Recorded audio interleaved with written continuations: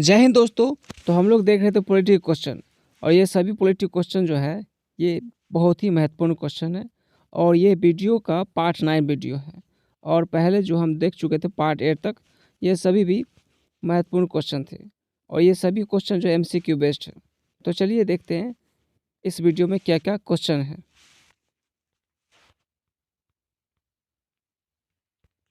देखिए, पहला क्वेश्चन कह रहा है, कौन सी संस्था देश की पंचवर्षीय योजना को स्वीकृति प्रदान करने वाली सर्वोच्च संस्था है? ऑप्शन है केंद्रीय मंत्रिमंडल और योजना आयोग, राष्ट्रीय विकास परिषद, संसद। तो ऐसी कौन सी संस्था है कि जो देश की पंचवर्षीय योजना को स्वीकृति प्रदान करने वाली सर्वोच्च संस्था है? तो वो संस्था है राष्ट्रीय विकास परिषद। कौन सी है?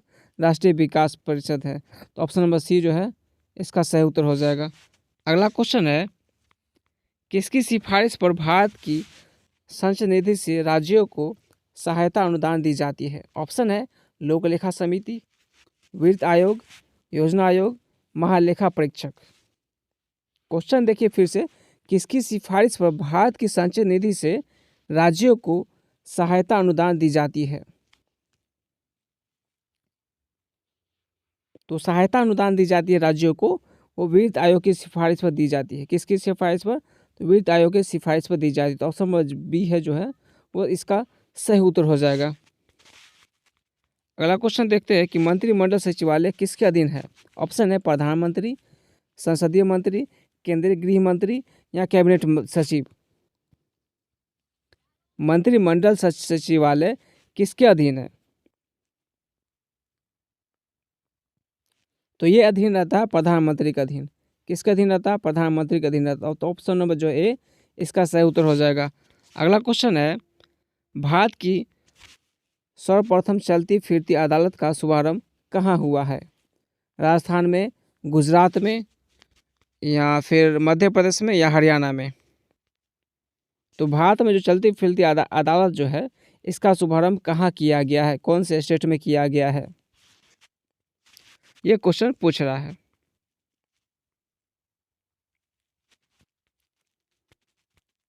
तो ये हुआ है हरियाणा में हुआ है। कहाँ हुआ है? हरियाणा में हुआ। तो ऑप्शन नंबर जो है डी इसका सही उत्तर हो जाएगा। अगला क्वेश्चन है, शिशुओं के अधिकारों के संरक्षण से संबंधित राष्ट्रीय आयोग का सभापति कौन है? ऑप्शन है शांता सिन्हा, शीला दीक्षित, सावित्री सिन्हा, या फिर इनमें से कोई नहीं।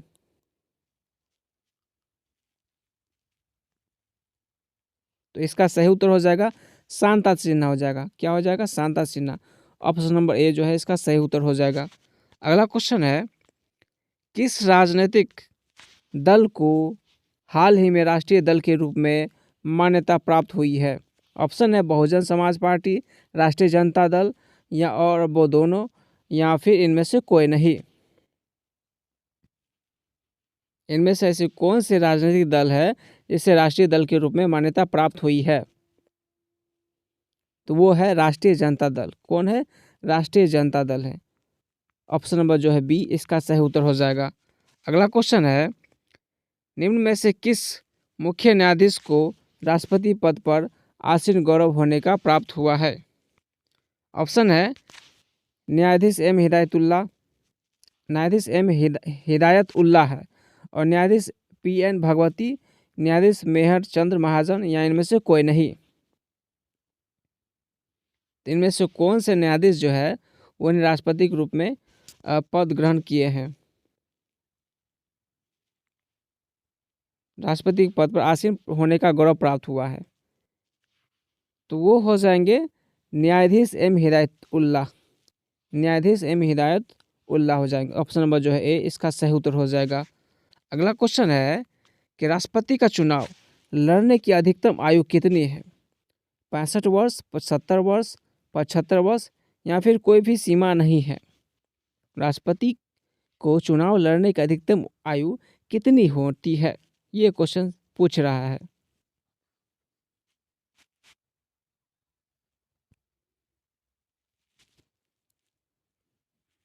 तो राष्ट्रपति का जो चुनाव होती है इसकी कोई भी अधिकतम आयु सीमा नहीं है।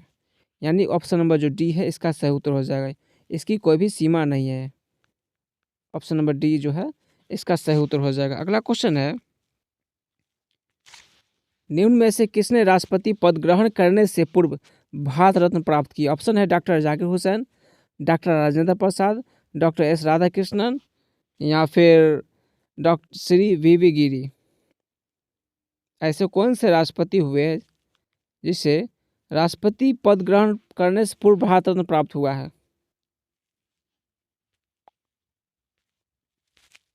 तो वो है doctor S Radhakrishnan. Doctor S Radhakrishnan. Option number जो सी है इसका सही उत्तर हो जाएगा। अगला क्वेश्चन है,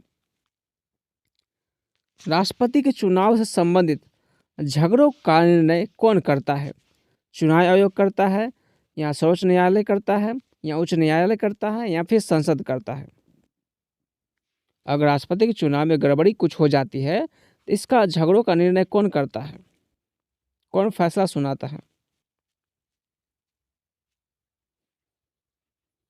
तो इसका निर्णय करता है सुप्रीम कोर्ट। कौन करता है? सुप्रीम कोर्ट, यानी सर्वोच्च न्यायालय करता है। तो ऑप्शन नंबर जो है बी इसका सही उत्तर हो जाएगा। अगला क्वेश्चन देखते हैं कि भारतीय गणराज्य का दूसरा राष्ट्रपति कौन था?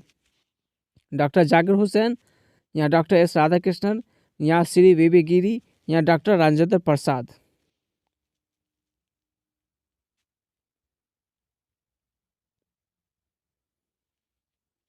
तो भारत गणराज्य का दूसरा राष्ट्रपति थे डॉक्टर एस राधाकृष्णन। कौन थे? Doctor S Radhakrishnan. Option number जो बी है इसका सही उत्तर हो जाएगा।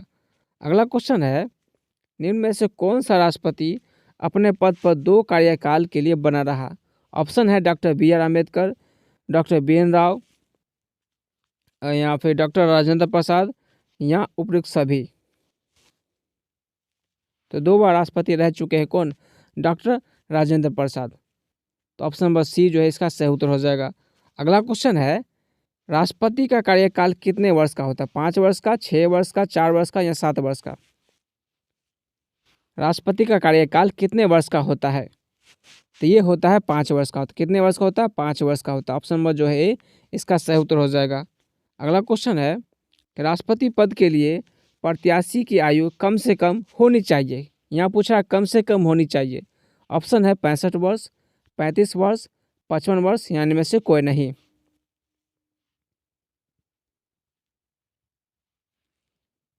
राष्ट्रपति पद के लिए प्रत्याशी की आयु कम से कम कितनी होनी चाहिए? तो वो होनी चाहिए कम से कम 35 वर्ष होना चाहिए। कितनी वर्ष होना चाहिए? 35 वर्ष होना चाहिए। अगर कोई 35 वर्ष का व्यक्ति है तब भी जो है ये राष्ट्रपति के चुनाव में खड़ा हो सकता है। अगला क्वेश्चन है कि राष्ट्रपति पद के लिए चुनाव किसके द्वारा कराया जाता है? यानी राष्ट्रपति का जो चुनाव किसके द्वारा किया जाता है? लोकसभा अध्यक्ष के द्वारा, या प्रधानमंत्री कार्यालय द्वारा, या भारत के निर्वाचन आयोग के द्वारा, या फिर संसदीय मंत्री के द्वारा? किसके द्वारा राष्ट्रपति के चुनाव कराया जाता है? तो ये कराया जाता है भारत के निर्वाचन आयोग के द्वारा किया जाता है। ऑप्शन नंबर जो है सी है इसका सही उत्तर हो जाएगा। अगला क्वेश्चन है कि निम्न में से कौन राष्ट्रपति के चुनाव में भाग नहीं लेता है? क्वेश्चन है कि निम्न में से कौन राष्ट्रपति के चुनाव में भाग नहीं लेता है? ऑप्शन ए है राज्यसभा के निर्वाचित सदस्य, ऑप्शन बी है लोकसभा के निर्वाचित सदस्य, ऑप्शन सी है विधानसभा के सदस्य, और ऑप्शन डी है उपयुक्त सभी।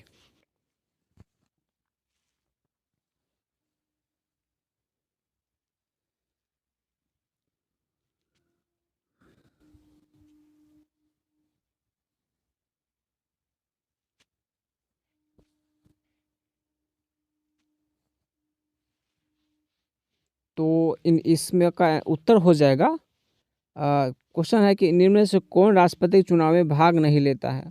ऑप्शन है राज्यसभा के निर्वाचित सदस्य, लोकसभा के निर्वाचित सदस्य, विधानसभा के सदस्य, या उपयुक्त सभी।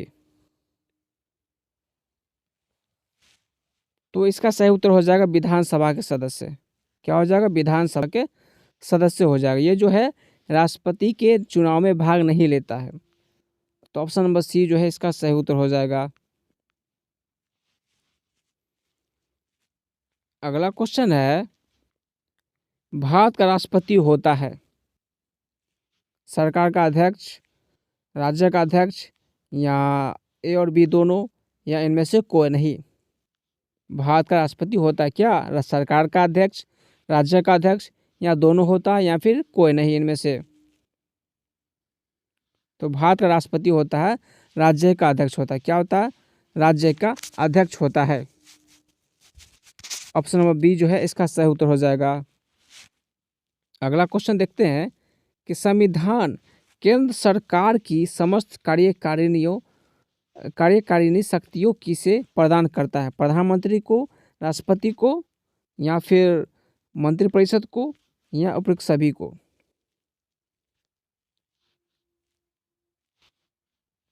तो इसका सही उत्तर हो जाएगा राष्ट्रपति को। क्या हो जाएगा? राष्ट्रपति को। ऑप्शन नंबर बी जो है इसका सही उत्तर हो जाएगा। अगला क्वेश्चन है, राज्य के नीति निर्देशक सिद्धांतों को लागू कराने के लिए कोई भी नागरिक जा सकता है। क्या वो सर्वोच्च न्यायालय में जा सकता है, या उच्च न्यायालय में, या और वो दोनों, या इनमें से कोई नहीं? राज्य के नीति निर्देशक सिद्धांतों को लागू कराने के लिए कोई भी व्यक्ति, कोई भी नागरिक जो है, क्या वो सर्वोच्च न्यायालय में जा सकता है, या फिर हाई कोर्ट में जा सकता है, या फिर दोनों में जा सकता है, या फिर इनमें से कोई नहीं? तो इसका सही उत्तर हो जाएगा इनमें से कोई नहीं। इनमें से कोई नहीं। राज्य के नीति निर्देशक सिद्धांतों को लागू कराने के लिए कहीं भी नहीं जा सकता है। कोई भी व्यक्ति जो है कहीं भी नहीं जा सकता है, ना ही सुप्रीम कोर्ट है, ना ही हाई कोर्ट में। तो ऑप्शन नंबर जो डी है इसका सही उत्तर हो जाएगा इनमें से कोई नहीं। ये राज्य सरकार पर निर्भर करती है। अगला क्वेश्चन है कि संविधान के किस संशोधन ने नीति निर्देशक सिद्धांतों को मौलिक अधिकारों को प्राथमिकता दी है? ऑप्शन है 42वां संशोधन, ऑप्शन बी है 44वां संशोधन, ऑप्शन सी है 52वां संशोधन, और ऑप्शन डी है 39वें संशोधन। तो इसका सही उत्तर हो जाएगा 42वां संशोधन। 42वां संशोधन। 42वां संशोधन कब हुआ था? ये हुआ था 1976 को हुआ था। अगला क्वेश्चन है 42वें संशोधन द्वारा राज्य के नीति निर्देशक सिद्धांतों की सूची में कितने सिद्धांत जोड़े गए थे? 2, 3, 4, या इनमें से कोई नहीं? ये जो हमारा 42वां संविधान संशोधन हुआ था 1976 को, इसमें जो है राज्य के नीति निर्देशक सिद्धांतों की सूची में कितने सिद्धांत जोड़े गए थे?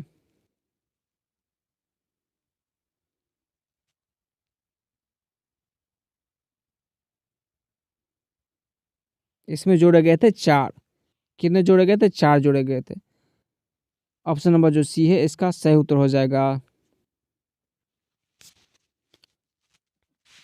अगला क्वेश्चन है कि राज्य के नीति निर्देशक सिद्धांतों के अंतर्गत राज्य को आदेश दिया गया था कि वह उन सब बच्चों के लिए अनिवार्य प्राइमरी शिक्षा का प्रबंधन करे जिनकी आयु क्रमशः 12 वर्ष, 16 वर्ष, 18 वर्ष, या फिर 14 वर्ष हो। तो उनकी आयु जो है कम से कम 14 वर्ष। कितना वर्ष? 14 वर्ष होनी चाहिए। ऑप्शन नंबर डी जो है इसका सही उत्तर हो जाएगा। अगला क्वेश्चन है कि संविधान सभा में किसने यह मत व्यक्त किया था कि राज्य के नीति निर्देशक सिद्धांत एक ऐसे चेक की भांति है जिससे बैंक की सुविधा पर बैंक जो है अपनी सुविधा के अनुसार जो इसको भुगतान करता है? किसने कहा था? ऑप्शन है केटी शाह, या फिर डॉक्टर BN राव, या जवाहरलाल नेहरू, या फिर सरदार पटेल तथा के मुंशी। किसने कहे थे? तो ये कहा गया था केटी शाह के द्वारा। किसे के द्वारा? केटी शाह के द्वारा कहा गया था। तो ऑप्शन नंबर जो है ए इसका सही उत्तर हो जाता है। अगला क्वेश्चन है निम्नलिखित लेखों में से किस लेख का शाब्दिक अर्थ है आपका अधिकार क्या है? बंदी प्रत्यक्षीकरण लेख, उत्प्रेक्षण लेख, या अधिकार प्रेक्षा लेख, या प्रतिषेध लेख?